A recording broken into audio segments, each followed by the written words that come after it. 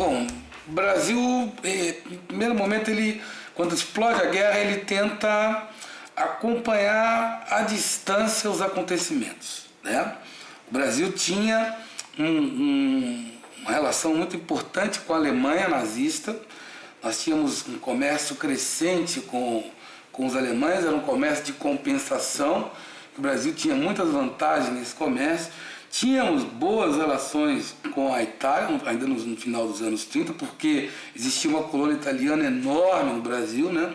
E mantínhamos também uma política normal com os Estados Unidos e com a Inglaterra. Então o Brasil ficou numa situação equidistante. Acontece que, à medida que o tempo foi passando, era necessário uma tomada de posição.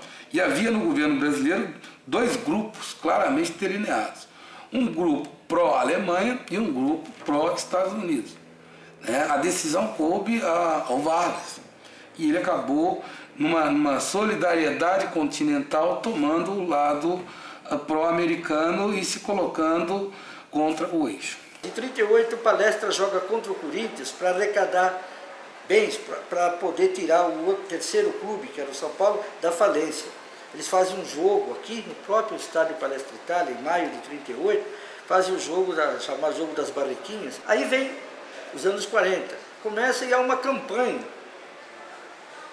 que se diz hoje urdida por este clube que havia sido beneficiado do Jogo das Barriquinhas, para que o Palestra, não sendo Palestra Itália, a Itália logo estava em 42, o Brasil se alia contra o eixo, que era Roma, Berlim e Tóquio, né?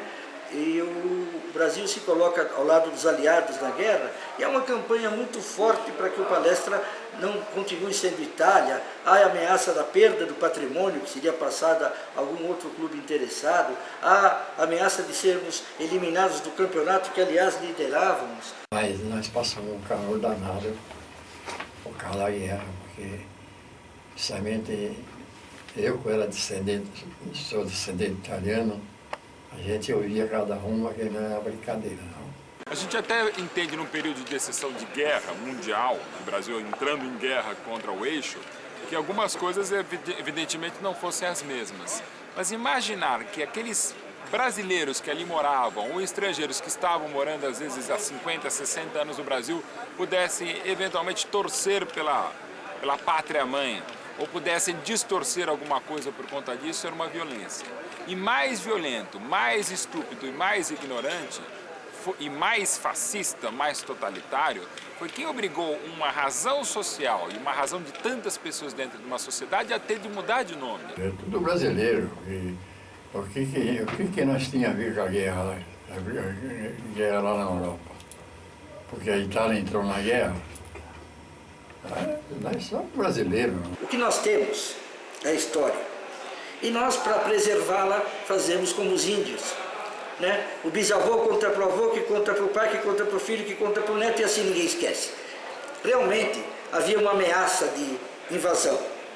E nós cercamos aqui com barricas de querosene, que nós preferimos atear fogo a entregar. Assim, o diretor do Palmeiras disse que ele tentava invadir pela rua Turiaçu. Não é como hoje, aquele portão grande, nada lá. E teve torcedores que ficou de plantão lá dentro. As barricadas foram feitas. Se houve ou não essa tentativa, ela não acabou não acontecendo. Mas havia, numa época pré-telefonia celular, pré-internet, pré-Twitter, todo um auê. Será que vai ter? Não teve. Mas será que não teve exatamente por essa reação? É uma outra questão. Como sempre, nós jamais entregamos. Nós nos entregamos nunca. Então não seria desta vez. Então nós preferiríamos, se fosse o caso, eu acredito que não teriam coragem, como não tiveram.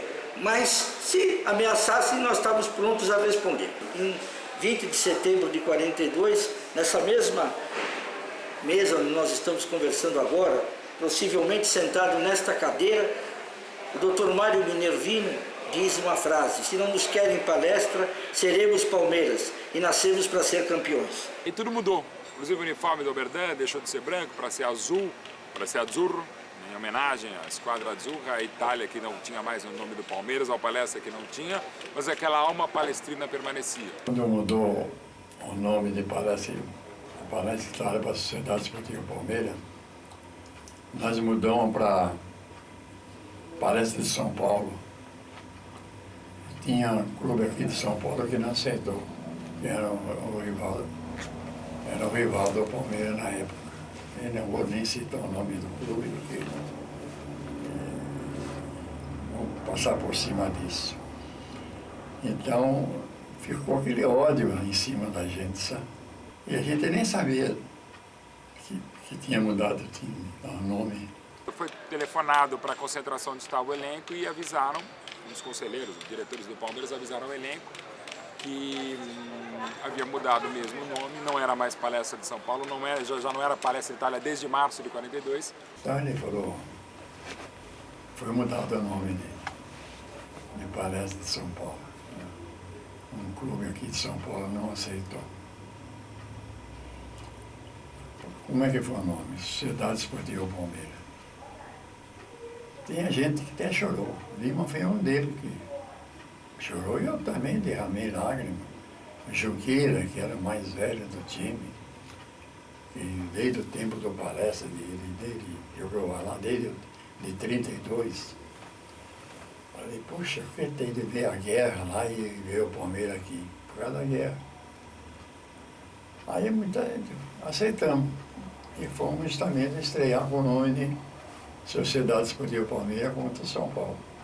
O nome Palmeiras foi escolhido porque Palmeiras tinha uma grande amizade, uma dívida de gratidão com a Associação Atlética das Palmeiras, clube já extinto em 42, mas que até então tinha sido um grande amigo do Palmeiras, facilitou a nossa entrada nas ligas, facilitou que nós fôssemos respeitados, porque no começo, que a gente começou a participar do campeonato, havia um certo desrespeito, a gente foi muito prejudicado, mas isso nos tornava mais popular. O pensamento nosso era ganhar o jogo. Nós queríamos ganhar o jogo de todo jeito. E nós fomos jogar com o São Paulo, e o São Paulo tinha o seu time de futebol. Bom, para o Palmeiras ter de entrar em campo com a bandeira do Brasil, Palestra, entrar pela primeira vez como Palmeiras com a bandeira do Brasil, já dava para ver o que era o clima. A ideia de entrar com a bandeira? Isso. Foi o coronel da Alberto Mendes, que na época ele era capitão. Ele que deu a ideia a nós de entrar com a bandeira. Assim mesmo nós tomamos vaia, quando entramos com a bandeira brasileira. O Berdan Catani disse que as vaias que ele ouviu aquele dia não eram insultos contra um clube, eram insultos contra as pessoas que representavam aquele clube. E ele, como brasileiro, mas filho de italiano, se sentia profundamente ultrajado, porque era uma vaia que ele disse que ele jamais esquece, essas vaias, porque elas eram de uma violência, de uma virulência, de uma intolerância absurdas. Não era uma questão esportiva, era muito além da questão esportiva. E justamente entramos do lado onde a torcida de São Paulo ficava. E o chefe da torcida do São Paulo era o Porfírio da Paz. Naquele tempo parece que era tenente, sei lá. E nós estamos no vaia, entrando com a bandeira brasileira.